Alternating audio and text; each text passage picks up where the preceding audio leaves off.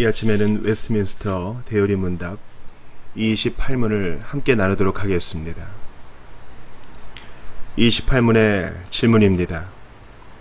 죄 때문에 이 세상에서 받는 형벌에는 어떤 것이 있습니까? 답이 이러합니다. 이 세상에서 받을 죄의 형벌로 내적으로는 정신적으로 무분별하게 되었으며 감각이 타락하게 되었으며 강한 망상에 사로잡히고 마음은 완악해졌으며 양심은 공포로 가득하고 악한 정욕을 품게 되었습니다. 외적으로는 우리를 위해 창조된 모든 피조물 위에 하나님의 저주가 임하고 우리의 몸과 이름, 지위, 관계 그리고 직업에서 온갖 악이 죽음 그 자체와 함께 우리에게 닥치게 되었습니다.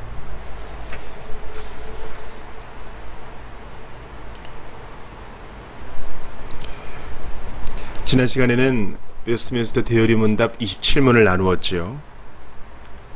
인류는 타락으로 인하여서 이 세상에서와 다가올 저 세상에서 모든 형벌을 받기에 마땅한 자들이 되었다 했습니다. 이제 28문에서는 죄 때문에 이 세상에서 받을 형벌을 이야기합니다. 우리 함께 참고 선구를 보면서 논의를 진행해 나가도록 하겠습니다. 에베소 4장 18절입니다. 그들의 총명이 어두워지고 그들 가운데 있는 무지함과 그들의 마음이 굳어짐으로 말미암아 하나님의 생명에서 떠나 있도다. 죄로 인하여 모든 사람은 무지하게 되었습니다. 나 똑똑하다 하지만 그들의 총명은 어두워진 총명이요 하나님을 알 수 없는 무지함입니다. 또한 마음이 굳어져서 부드러운 마음이 아니라 돌처럼 단단한 마음으로 하나님에 대한 것을 이해할 수도 반응할 수도 없습니다. 그들은 하나님의 생명에서 떠난 끊어진 존재가 된 것입니다. 죄가 이렇게 무섭습니다. 그러므로 우리 성전 제사를 볼 때 성막 또는 성전으로 들어와서 제일 처음 보는 기구가 뭡니까? 바로 제단이죠. 이 놋제단에서 동물이 도살되고 각이 떠지고 피가 흘려지고 똥을 버리고 창자를 정리하고 이런 일들을 볼 때 우리의 죄가 얼마나 극악무도한가, 하나님을 떠난 무지와 굳어짐이 얼마나 무서운가, 이것을 해결하기 위하여 피 흘림, 생명이 필요하다는 사실을 우리가 더욱 절절히 깨닫게 되는 것입니다. 로마서 1장 28절 보시죠. 또한 그들이 마음에 하나님 두기를 싫어하며 하나님께서 그들을 그 상실한 마음대로 내버려 두사 합당하지 못한 일을 하게 하셨으니, 하나님께서 그들을 내어버리셨습니다. 상실한 마음대로 내어버리셨습니다. 왜 그렇습니까? 마음에 하나님 두기를 싫어했다. 기가 막힌 표현이죠. 하나님을 떠난 죄인은 하나님과 하나님에 관한 모든 것을 싫어합니다. 그럼 이 말을 뒤집으면 어떻게 돼요? 예수 그리스도를 믿고 회개하여 하나님의 자녀가 된 사람은 마음에 하나님 두기를 좋아합니다. 하나님과 하나님에 관련된 것들을 기뻐합니다. 즐거워합니다. 여러분께 질문할게요. 여러분 마음에 하나님 두기를 기뻐하세요? 이 성향의 변화가 회심의 중요한 요소인데요.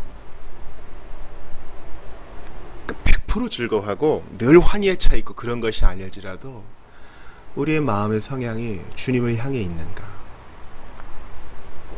죄인은 그들의 마음에 하나님 두기를 늘 싫어합니다. 그래서 하나님께서 그들을 그 상실한 마음, 이뤄진 마음대로 내버려 두사 결과가 나오죠. 합당하지 못한 일을 하게 하셨다. 데살로니가 후서 2장 11절도 봅시다. 이러므로 하나님이 미혹의 역사를 그들에게 보내사 거짓 것을 믿게 하시면. 하나님을 떠난 죄인은, 즉 자연인은 그저 무지한 정도가 아니라 하나님이 그들을 혼돈케 하셔요. 미혹의 역사를 그들에게 보내사. NIV를 보니까 powerful delusion을 그들에게 허락하셔서 그들이 이제 참 것을 본래도 믿지 못하는데 하나님이 그들을 더욱 흔드사, 더욱 가리사 진리에서 멀어지게 하신다는 겁니다. 그러므로 예수 그리스도를 믿고 회개해야 할 이유가 여기 있어요. 일평생 진리를 모른 채 살 수 있다니까요. 이 얼마나 어리석고 억울한 인생이에요. 로마서 2장 5절 봅시다. 다만 내 고집과 회개하지 아니한 마음을 따라 진노의 날 곧 하나님의 의로우신 심판이 나타나는 그날에 이 말 진노를 내게 쌓는도다.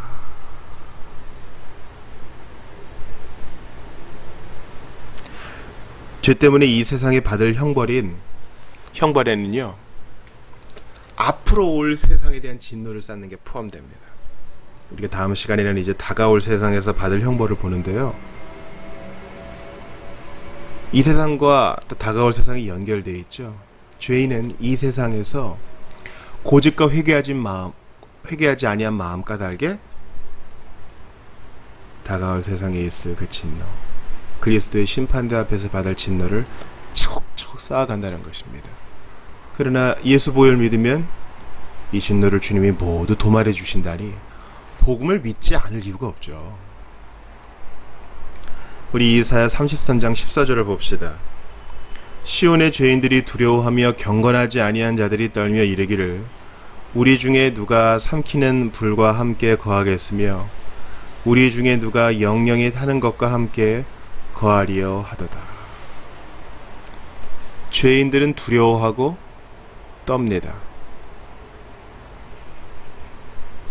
죄인은 삼키는 불에 들어가게 될 것이고 영영이 타는 것과 함께 거합니다. 이게 지옥이죠. 그러므로 이 지옥불을 피하기 위해서라도, 임박할 진노를 피하기 위해서라도 속히 회개하고 믿어야 하는 것입니다. 창세기 4장 13절 보죠. 가인이 여호와께 아뢰되 내 죄벌이 지기가 너무 무거우니이다. 그들의 양심은 공포로 가득하게 되었습니다. 하나님을 떠난 죄인 자연인은요, 무겁습니다. 이 공포와 불안함, 버거움을 호소합니다. 지금 가인이 언제 지금 이 얘기를 하는 겁니까? 자기 동생 아벨을 죽인 이후에.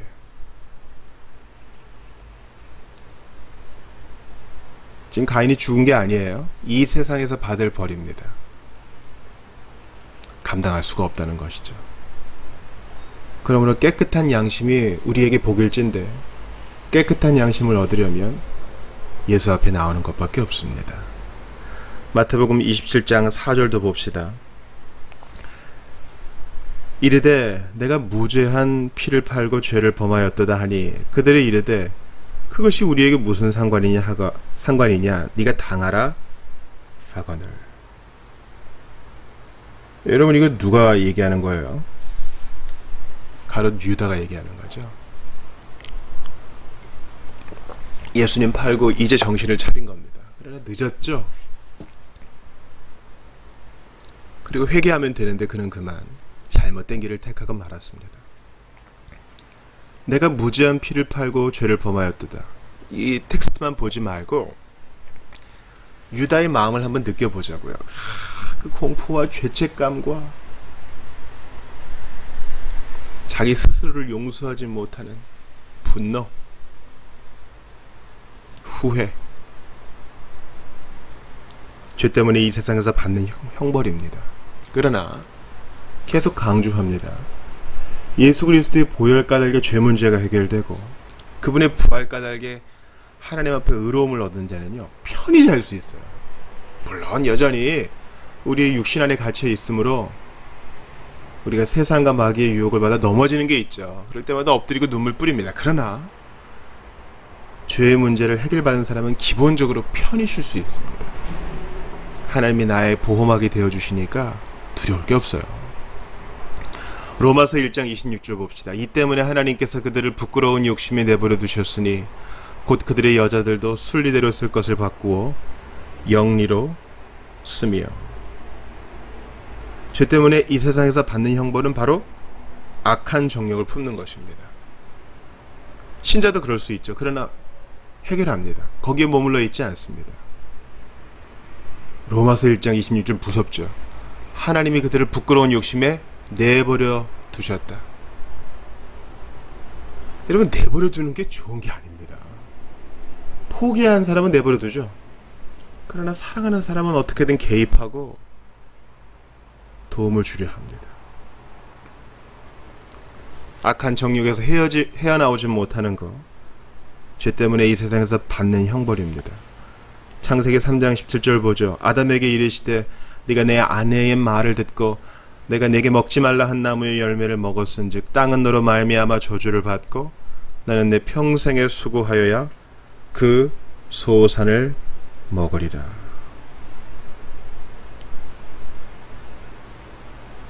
우리는 처음에 거룩한 노동을 하나님께 선물로 받았어요. 땀 흘림은 복된 일이었습니다. 그러나 너는 내 평생에 수고해야 소산을 먹으리라.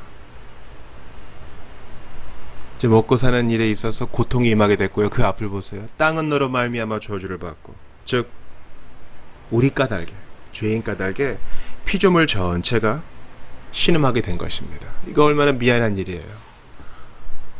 그래서 로마서의 고백이 옳아요. 피조물들이 신음하면서 바라는 것은 하나님의 아들들이 나타나는 것입니다. 하나님의 자녀들이 나타날 때마다 피조물에도 소망이 있어요. 땅끝까지 복음이 전해지면 모든 피조물의 회복, 위로부터 내려오는 새 예루살렘이 있을 거 아니에요? 세상이 이 모양이 된 것은 죄 때문입니다.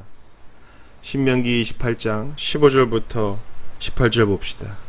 네가 만일 네 하나님 여호와의 말씀을 순종하지 아니하여 내가 오늘 내게 명령하는 그의 모든 명령과 규례를 지켜 행하지 아니하면 이 모든 저주가 내게 임하며 내게 이를 것이니 내가 성읍에서도 저주를 받으며 들에서도 저주를 받을 것이요 또 내 광주리와 떡반죽 그릇이 저주를 받을 것이요 내 몸의 소생과 내 토지의 소산과 내 소와 양의 새끼가 저주를 받을 것이며. 물론 이것은 언약 백성과 맺은 이 축복과 또 형벌에 대한 내용이기는 하지만 죄 때문에 이 세상에서 받는 형벌의 아주 정확한 예라고 할 수 있겠습니다. 하나님을 떠나면, 즉 주님의 명령과 규례를 지키지 않으면 어떻게 됩니까? 광주리와 떡반죽 그릇, 몸의 소생과 토지의 소산, 우리의 생활 전반에 있어서 우리는 하나님의 심판의 손을 벗어날 수 없다는 것입니다. 지금 다가올 세상 아니에요. 이 세상에서도 죄의 형벌을 받는다는 것입니다. 그러니까 예수 믿지 않는 것은요, 지금 이 세상에서와 다가올 세상에서 계속 고통받는 거예요. 그러나 예수 그리스도를 믿고 회개하고 그분과 관계를 새롭게 하는 것은요, 이 세상에서와 다가올 세상에서 이미 천국을 맛보는 겁니다. 그러니까 여러분, 예수 안 믿는 것은 이 세상에서 가장 어리석은 일입니다. 가장 어리석은 일이에요. 로마서 6장 21절과 23절 봅시다. 너희가 그때 무슨 열매를 얻었느냐? 이제는 너희가 그 일을 부끄러워하나니 이는 그 마지막이 사망임이라. 이 세상에서 받는 형벌의 마지막은 바로 사망입니다. 신자도 죽잖아요. 아니야, 신자의 죽음은 영생으로 들어가는 출입문이고, 끝까지 고집 부리며 회개를 미루고 예수 거절하는 자들의 사망은 바로 이제 영벌을 향한 시작이죠. 너희가 그때 무슨 열매 얻었느냐? 솔직히 따져보자고요. 하나님 버리고 예수 팔아먹고 무슨 부귀영화를 누렸어요? 목사님, 그런 사람이 있어요. 그래요. 그런 사람이 있죠. 그 사람 속도 알아요, 여러분이. 그 사람 가정사와 관계와 그의 모든 걸 알아요. 비치는 것만 알잖아요. 이제는 너희가 그 일을 부끄러워하나니. 자연인도 양심이 있어 그게 옳지 않다는 것을 알고 마지막에 그 쓴뿌리를 먹습니다. 23절 보죠. 죄의 삭은 사망이요 하나님의 은사는 그리스도 예수 우리 주 안에는 영생이니라. 영원히 죽을 것이냐, 죽고 싶어도 죽지 못하는 그곳에서 영혼을 보낼 것이냐, 아니면 주 예수님과 함께 영생의 기쁨을 누릴 것이냐. 이것이 우리에게 놓여진 선택지입니다. 사랑하는 여러분, 우리가 이 새벽에 조금 무거운 말씀을 나눴어요. 그럼에도 불구하고 꼭 들어야 할 말씀입니다. 예수 믿고 회개해야 합니다. 그럴 때 하나님의 복을 받습니다. 주님과 교제하게 됩니다. 천국의 맛을 이미 보게 됩니다. 이 세상에서도 천국, 저 세상에서도 천국. 그러나 그리스도를 배반하고 복음을 믿지 아니하는 자들은 이 세상에서도 내세에서도 형벌이 기다리고 있으니 속히 돌이켜야 하겠습니다. 이 새벽에 혹시 내가 주님 앞에 회개하지 못한 죄가 있는가 돌아보시고 아직까지 복음을 거절하는 자들을 불쌍히 여기시며 그들이 속히 회심하도록 위해서 기도해 주시기를 바랍니다. 우리 자녀들을 위해서도 우리 성도들을 위해서도 기도를 모아주시기 바랍니다. 제가 기도하고 우리 개인 기도합시다. 하나님 아버지 감사합니다. 이 새벽에 저희를 깨우사 귀한 시간 열어주시니 감사합니다. 주의 말씀을 열 때마다 기쁨이 있습니다. 이제 감사함으로 주님 앞에 엎드려 기도하고자 하오니 주여 우리 기도를 친히 인도하시고 응답하여 주시옵소서.